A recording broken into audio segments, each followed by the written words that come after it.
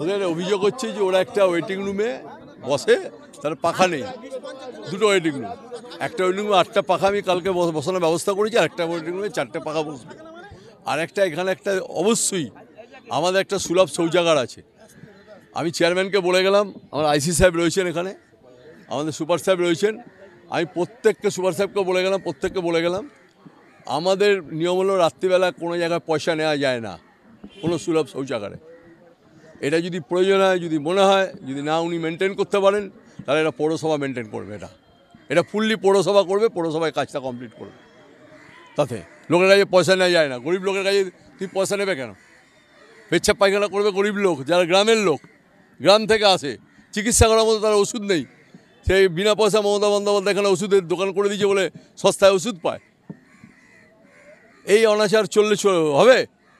এই কিছু লোক এইসব বদমাইশি করছে এখানে এসে, তাদের কোনো কাজ নেই। সুলভ শৌচাগারটা কন্ট্রাক্ট নিয়ে নিয়েছে, দিয়ে এবার নিজের সকাল বিকালবেলা 4টের পর 5টার পর বন্ধ করে দিচ্ছে। আইসি সাহেব নিজে দেখবে বলেছে, আমাদের ইয়েই যাবে, চেয়ারম্যান যাবে আর সুপার সাহেব থাকবে, আর আমি ভিজিট করব। আমি 7 দিন অন্তর অন্তর ভিজিট করবো হসপিটাল, দেখতে চাই। বাথরুম খোলা থাকবে। এই যে দিদি দিদি স্যার কি বলছে শুনুন। আইসি সাহেব বলে দিচ্ছে, ওই এই যে আইসি সাহেব এসছে, বাথরুম 24 ঘন্টা খোলার জন্য, আর বাথরুম বলে দিচ্ছি রাত্রিবেলা ফ্রি, বাথরুমে কিছু পয়সা নেওয়া যাবে না। পাখা কালকে কন্ট্যাক্ট করে দিচ্ছি, যেখানে পাখা লাগাবে ওই বিডিওর কাছ থেকে পাখাগুলো আসছে। ওয়েটিং রুম, এখানে একটা ওয়েটিং রুম, ওখানে একটা ওয়েটিং রুম, রুগীর আত্মীয়রা যেখানে বসে থাকে সেখানে অবশ্যই পাখা থাকবে। পাখা ছিল না এতদিন, সেটাই আমার কাছে খুব আশ্চর্য লাগছে। কারণ হসপিটালটা আমি মাঝে মাঝে 7 দিন অন্তর দেখতে আসি। আমরা লাইটের অ্যারেঞ্জমেন্ট করছি, আমরা যখন চেয়ারের অ্যারেঞ্জমেন্ট করছি, সমস্তটাই করব হসপিটালে, কোনো ব্যাপার নেই। মাননীয় মুখ্যমন্ত্রী যখন বলেছেন যে প্রতিটি হসপিটালকে ভালো করে দেখতে হবে, যে হসপিটালে ছোট থাকুক 30 বেড হোক, সেই হসপিটালে যেমন, যে হসপিটালে 200 বেড 400 বেড 500 বেড আছে, সেই হসপিটালও তেমন। আমাদের কাছে হসপিটাল পাখির চোখের মতো, চিকিৎসা না পেলে হয় না। আমি যদি চিকিৎসা না পাই তাহলে আমি বাঁচবো বেশি দিন? বাঁচবো না। চিকিৎসা একটা মূল ব্যাপার, আর এটা মাননীয় মুখ্যমন্ত্রী আসার পর এটা আমাদের সবথেকে বেশি চিকিৎসা আমরা মন দিয়েছি। চিকিৎসা ডিপার্টমেন্ট মানে স্বাস্থ্য ডিপার্টমেন্টের আমূল পরিবর্তন ঘটেছে, এরকম পরিবর্তন কোথাও ঘটেনি এরকমভাবে যা করেছেন। এবং আমরা প্রত্যেকে মনিটরিং করবো। এই যে আজকে আইসি সাহেব বললেন উনি 2 দিন অন্তর অন্তর এখানে আসবেন, ও বললো আমি 2 দিন অন্তর অন্তর এখানে আসবো।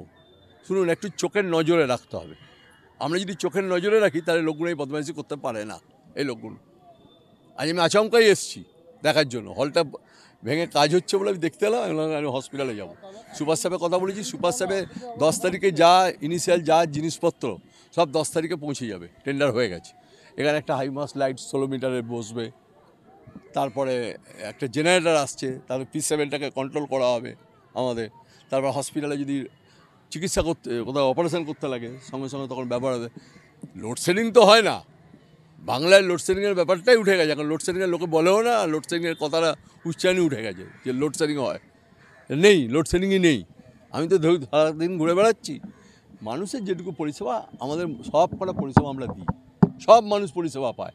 মাননীয় মুখ্যমন্ত্রী কত প্রকল্প পাবেন না, কাউন্টিং করে পাবেন না, 10 বার কাউন্টিং করে পাবেন না, হাতে কাউন্ট করে পাবেন না। 96খানা তার প্রকল্প, সেই প্রকল্পের হেল্প সবাই পায়। সামান্য দুটো কাজ, এটা আমাদের কাছে কোনো ব্যাপার নাকি? মানুষকে আমরা পরিষেবা দিতে হবে ভাই। আমি যখন জনপ্রতিনিধি হয়েছি তখন আমার কর্তব্য হলো, আমি ওনার কাছে আমি ওনার কাছে ওনার কাজটা করার জন্য আমি দায়বদ্ধ, আমার দায়িত্ব, এটা আমার কর্তব্য, এটা মনে রাখবেন।